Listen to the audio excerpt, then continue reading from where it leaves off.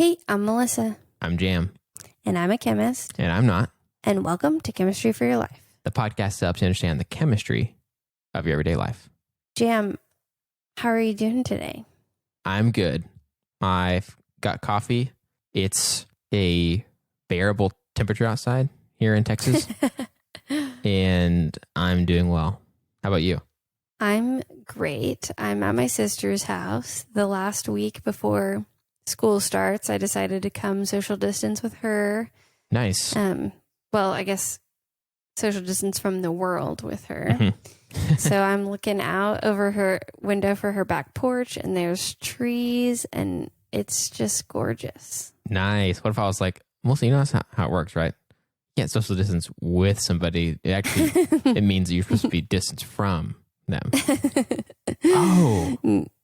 Oh, that's how I've been doing it wrong this whole time. So I've had a really good week here, and it's a little bit of a lighter week before school starts. So I'm soaking it up. I'm enjoying it. It's cooler here than it is in Texas. So yeah. Awesome. Very cool.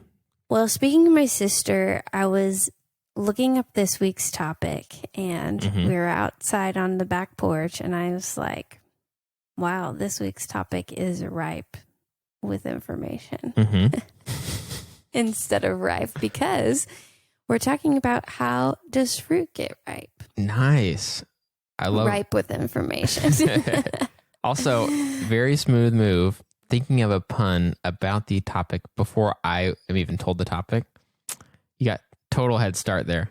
I thought about it while I was writing, and this is the first time I've thought of a pun on my own, I think, maybe ever. Yeah. So, listener Sam did point out to us that you said a pun in the fire episode that... On accident, that neither of us noticed in the moment. I did notice it when I was editing it later, but neither of us, we did both totally miss it during the recording.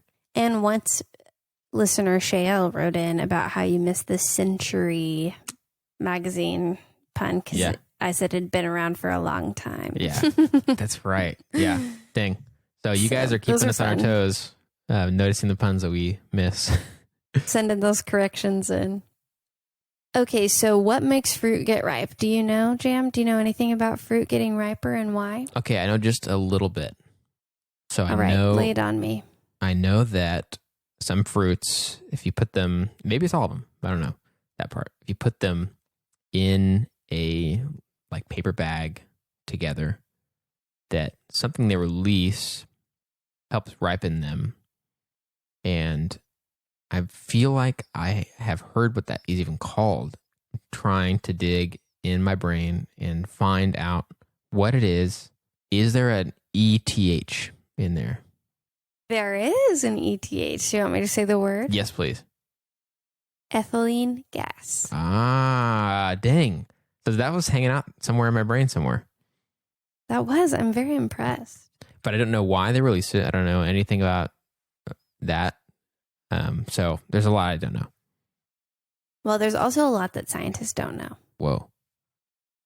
As usual, as we're finding is more and more common, there's a level of complexity to the ripening of fruit that we maybe don't fully understand at this time.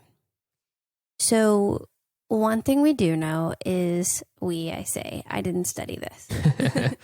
One thing fruit scientists, whatever their official name is, know is some fruits, when they're going through the ripening process, generate ethylene gas, and that is what is used to ripen it. They have a sensitivity to ethylene gas. They're classified into two categories, and the ones that produce and respond to ethylene gas are called climacteric. Climacteric? And then non-climacteric. I think I'm saying that right, hopefully. And then non-climacteric fruits don't respond to ethylene gas. Interesting. And even that line, I saw a paper that was saying that is a fuzzier line than we have maybe previously thought. And that maybe some of those others do respond to some degree to ethylene gas. Maybe they just don't produce it. So even that's a little gray and fuzzy, but that's the generally accepted language right now around that. Dang. And I know. I was shocked by how easy and abundant this information was. It was really fun. And I think there are some things I think, oh yeah, there's going to be a ton of information about cast iron pans. And there was nothing. Mm-hmm. But then how does fruit ripen? I thought we're not going to find very much on this. And there was tons. Nice. So that was pretty exciting. Yeah. But again, one of the things that I found is that it's not completely clear why. At some point, the fruit, when it's ready, when the time is right, the fruit knows to start producing ethylene gas, and that causes it to ripen. Mm-hmm. And the mechanism by which it ripens is also not clear. I couldn't find any information on that either. So there was a paper that talked about they found that a switch flipped, and I think it's in the genetics somewhere. Mm-hmm. There's a indicator that it's time to turn on the ethylene gas production, but I was even not clear on reading that paper what the switch that flipped was. So I was even a little bit confused reading that paper, that it didn't seem black and white that Mm-hmm. this is the thing that does it, or it's on this part of the genome, or there was not anything really clear. Mm-hmm. Of course, I'm not a biologist, so biologists, if you want to peruse that paper and get back to me, that would be great. But the big message I got was that it's not incredibly clear. Yeah. But we can talk about the ethylene gas itself. Mm-hmm. So, does ethyl sound familiar to you? Like ethanol. Mm-hmm. Yeah. So in the alcohol, that's so exciting. I'm so glad you remembered. So in the alcohol episode, we talked about how there's these prefixes that mean the number of carbons. So Mm-hmm. methyl is 1. If you have methane or methanol, that meth means 1. Eth means 2 carbons. Mm-hmm. Prop means 3 carbons. Bute means 4 carbons. And then after that, it's the same as you're used to. Pentane, heptane, hexane, Mm-hmm. the ones that you probably grew up knowing. Got it. So in this case, eth means there's 2 carbons. Okay. The ene means that there's a double bond. Okay. So ethylene gas is 2 carbons that are double bonded to each other, and then the rest of the bonds they need are filled in by hydrogen. Okay. So here is a picture of the ethylene gas. Mm-hmm. Oh, okay. 2 carbons double bonded with hydrogens around it. And the carbons so it's like each carbon has 2 hydrogens on it. And then Mm-hmm. the 2 carbons are double bonded to each other. Right. And carbon wants to have 4 bonds to stuff. Like it wants to have 4 things. Yes. Mm-hmm. Okay. So that's your ethylene gas, and that's an organic gas. Mm-hmm. Organic chemistry is responsible, again, for making this fruit taste delicious and have a nice texture. Way to go, organic chemistry. So that's what the fruits generate that ripen them, that something in their genetic sequence tells them what to do. Mm-hmm. But it's not just ripening. It also is released when the plant is stressed. I thought this was so interesting. So if a leaf gets attacked or damaged, the ethylene process will kick off and it will increase the process of delay. Mm-hmm. It will increase the process of decay. So it causes those damaged parts to wither away and then die. So the maturing of the fruit then progresses onto the decay of the fruit. So ethylene is involved not only in maturing, but also in stress of plants. Oh, weird. It's almost like an aging process. Uh-huh. So they first observed that side effects of that when there was some trees that were close to street lamps. I think it was in the 1800s. Mm-hmm. And those trees had leaves that were withering and dying much faster. They were expressing their stress hormone of ethylene gas, and the parts that were closer to the gas would wither up and fall off faster than ones that were further away. Mm-hmm.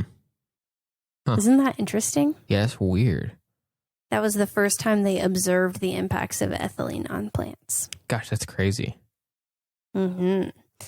So once scientists realized this, of course, industries harness the power of ethylene gas, and they will use ethylene gas in commercial ripening of fruit. So fruits that are climacteric, they'll pick them before they're fully mature, and then they'll expose them to ethylene gas to mature them at the exact moment they want them to mature.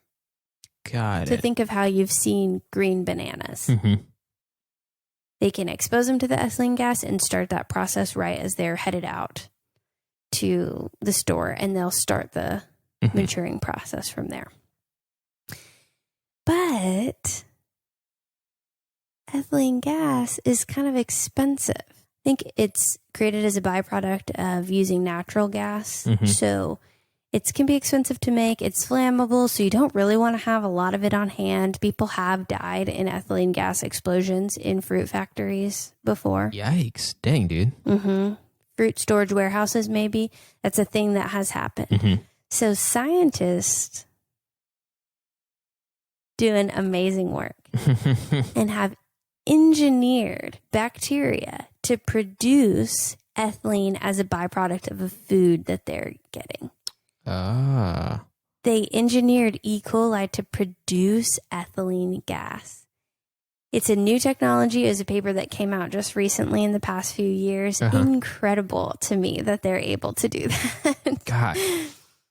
Instead of having to go find sources of natural gas and use that to get our ethylene through a big manufacturing process that's not great for the environment, they can just feed some bacteria a byproduct of it's actually a byproduct of another reaction. It's a intermediate for creating vitamin C. Feed that to bacteria, and then the bacteria can make ethylene gas for us in a much safer, more controlled environment. That's crazy. So they just have ways of like, is it lighter than typical air so they can just catch it as it's being created, or how does that part work?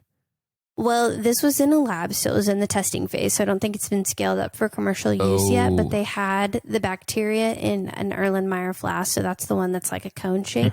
And then they had tubing to a container that was holding the fruit, and they saw ripening of the fruit after a period of days exposed to the bacteria. Nice. Dang, that's crazy. At first I thought you meant that it was already being used, but that's like new, relatively new info. That's awesome. Yeah, isn't that so cool? Yeah. Gosh. So not only is making it expensive, but measuring is expensive. And measuring the amount of ethylene gas that fruits are producing is the best way to know what stage of maturity they're in from as they ripen. And scientists also figured out a way to do that more easily in a more cost-effective and time-sensitive way. So right now they would have to send it off to a lab. It could take a long time. It could be really expensive. So there was some chemists who figured out they could capture the gas and expose it to a catalyst that made a visual response to the presence of the gas. And they could measure the light absorbed and re-emitted by that catalyst and be able to measure the amount of ethylene gas given off by fruit at any given time in real time. And that is a pretty cost-effective way. It's very similar to, it's not exactly the same, but similar to how they do breathalyzers, which that can be an episode all on its own. Seriously, yikes. Wow, yeah, for sure. So that, to me, was a very exciting paper to read because I saw that and immediately thought, oh, this would be pretty easy to take this technology and get it to a handheld version, and for people who are in the commercial industry or agricultural students who are measuring the ripeness of fruit for whatever reason, to be able to quickly test that ethylene that's being given off rather than have it be this insane expensive process. I mean, the actual engineering of the instruments and all that would be expensive, but once you've created that technology, I think that could be a handheld, much more cost-effective method of real-time measurement that could be repeated over and over. Yeah. Isn't that so cool? That's way cool. It'd probably just make huge difference to have tons of data about how fast different fruits let off ethylene gas and how it increases over time as they get closer to like, decay, rotting kind of thing or whatever. Right. And then you just have all the information where you might not always need to measure it. You'd know that the average, bunch of bananas or the average peach or whatever gets off this much at this rate and it increases by this amount over this many hours or whatever. That's just like, seems like it'd be so valuable to have that information. And it could maybe in the long term contribute to us controlling our food waste. So we know food waste isn't great. When we had the episode about sea level rise, when Renee was here, she talked about how food waste can contribute to sea level rise because every piece of fruit that's transported or every piece of food that's transported and not eaten is wasted transport.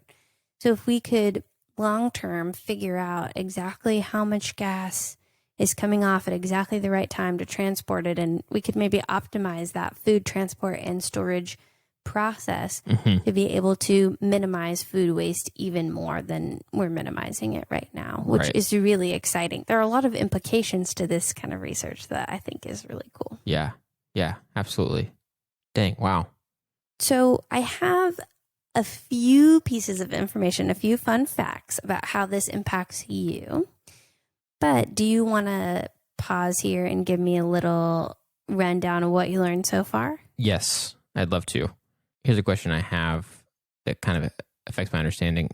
Is the gas actually, maybe I already said this, but is it actually causing things to break down, or is it more like a signal to the fruit to start making changes? How does that work? I don't think we know everything. I think it is probably a combination. So something in the fruit signals for the breakdown to start happening, and it seems that the ethylene gas itself does also hasten that process somehow. Okay. But I wasn't real clear on the details. So it seems that it both produces that gas as maybe a signal, but also is sensitive to that gas. So if it comes externally, it will also start breaking things down. So I looked for the chemical reaction of ethylene with fruit.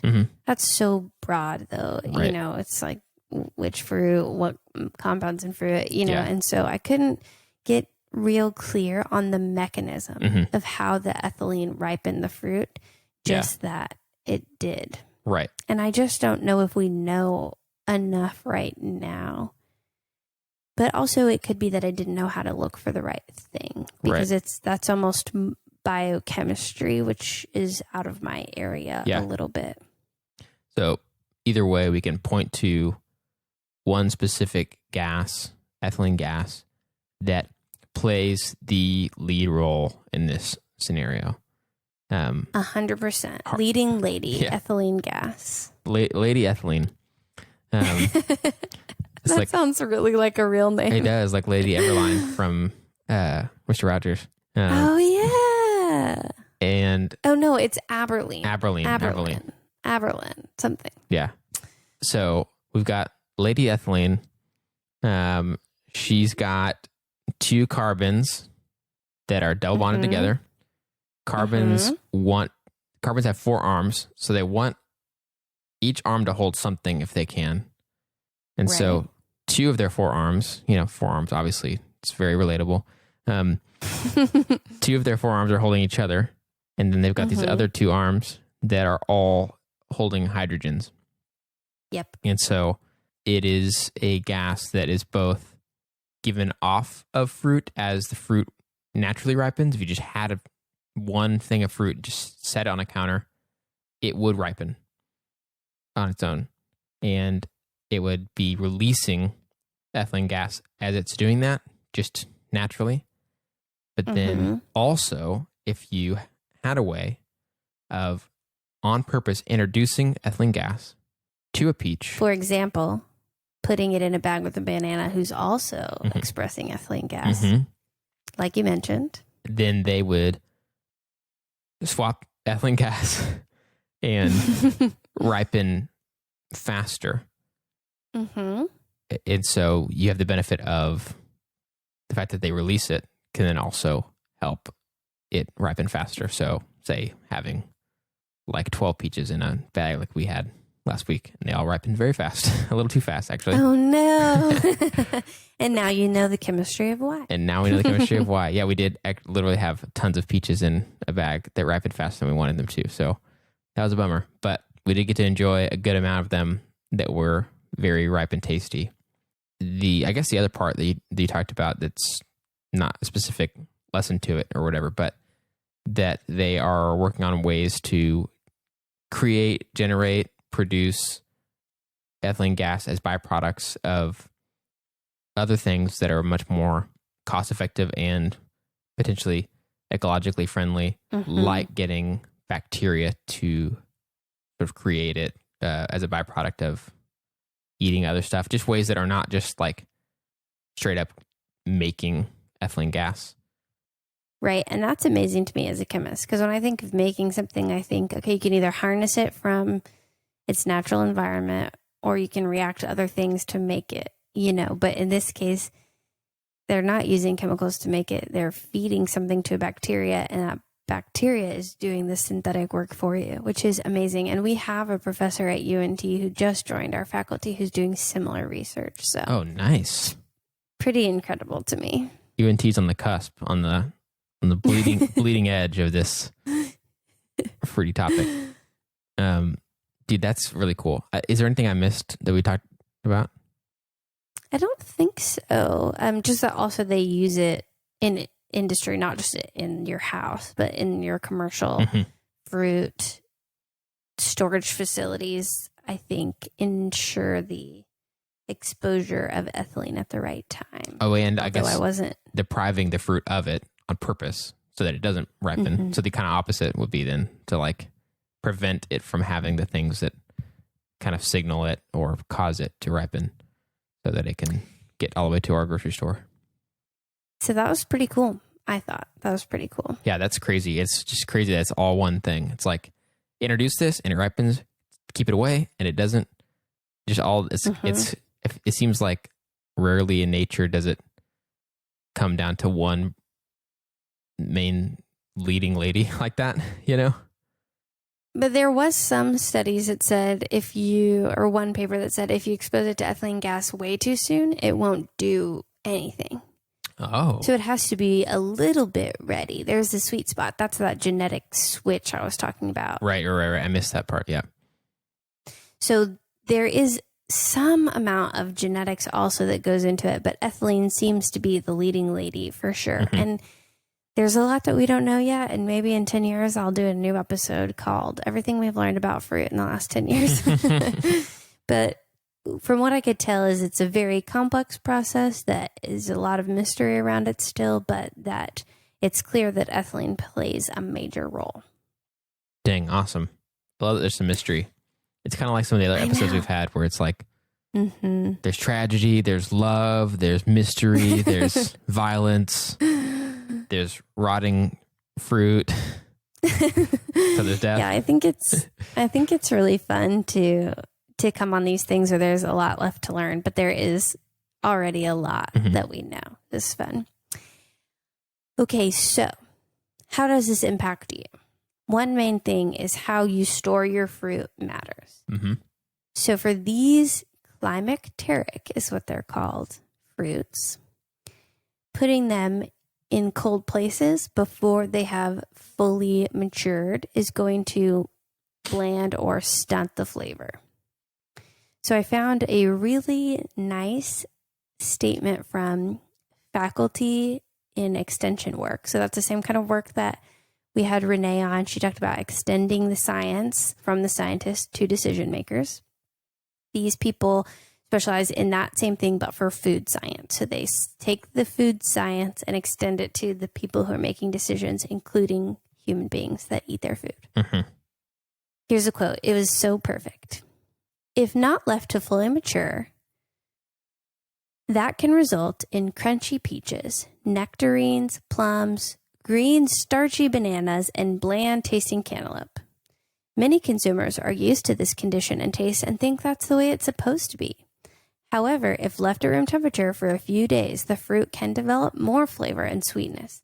peaches, nectarines, plums reach optimum flavor when soft and juicy. Bananas reach optimum flavor when they're yellow and have brown speckling on the skin. And cantaloupe when the skin is somewhat soft. So I thought that was cool because essentially, even though they've arrived in your home, they're not fully ripened. They haven't produced the amount of ethylene gas or been exposed to the amount of ethylene gas that they need to fully ripen. So if you leave them on your counter for a few days, that's the best. Yeah. And it's that ethylene gas that's doing work as it sits on your counter. That's so interesting. We actually have this chart thing that I'm not sure where it came from, maybe from one of my roommates, but this little chart thing on our fridge that says where you should store which fruits. And I would not be surprised if it's based on the climacteric deal, because the ones it says to store in the fridge, it must be that it doesn't harm them. In fact, probably just lengthens their life, but doesn't have negative effects on the flavor. And the one that says to not store in there must be in the category you're talking about. I haven't really studied that chart a lot, but I'd be interested to go look after hearing what you just said. Well, I do have a link to the Michigan State Extension website, and they have a list of climacteric and non-climacteric fruits that you can peruse for your own information. Nice. In the links in our references. So you can check that out.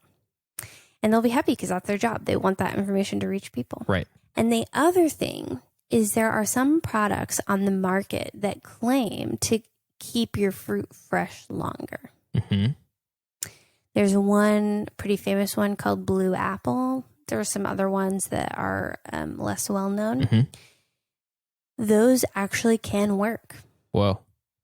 But you have to use them in the right way. So they absorb ethylene gas, which would mean they wouldn't over ripen fruit when you put them in with your fruit. But you wanted to get to the level of maturity first before you'd put it in there. Right. Is my piece of advice.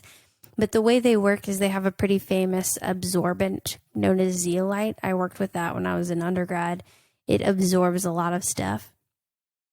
And I think their zeolite, they actually did a further reaction to make it to where it breaks down the ethylene gas. So it's a lot longer. This specific one, the Blue Apple, they claim it's a lot longer lasting. And I think it probably is because it's not just capturing the gas, but it's also reacting with the gas to make some innocuous byproduct. Oh, interesting. Man, I really thought you were going to say, there's this thing people say, it can keep your fruit fresh longer, and it doesn't work, and it's bad for you and the environment or whatever. Which maybe it could be, but I did not expect you to say that it works, which that's surprising to me. Yeah, theoretically it should work. I have not taken this and tested it on my own, obviously, so I don't know, but the theory behind it is that it absorbs ethylene gas, which ethylene gas does ripen fruit. Yeah. It wouldn't have an effect on the fruits that aren't affected by ethylene gas, but if you maybe had that bag of plums, was it plums you had or peaches? Peaches. You had that bag of peaches and it got to the perfect amount of ripeness and you threw it in with that Blue Apple, it could have absorbed the excess ethylene gas and kept them from getting overripe. Or you could have separated them out from each other. That probably would have worked well too. So there is some science to back those things. I think probably the different types of absorbent they use would impact it differently, but it's scientifically backed. There is some theory to say these probably work. I don't know how well. I haven't tested them myself, but it's logical. And if it works the way it says it does, I could see how it would lengthen the life of your fruit once it reaches peak maturity. Dang. Wow, that's crazy. Let's check that out. So that's it. That's how fruit gets ripe. Dang. It was right under our noses. It was right inside the fruit itself, sort of.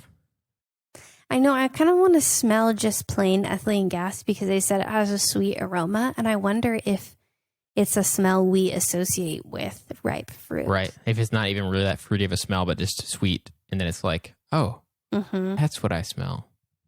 That's a smell of a fresh banana or something, you know?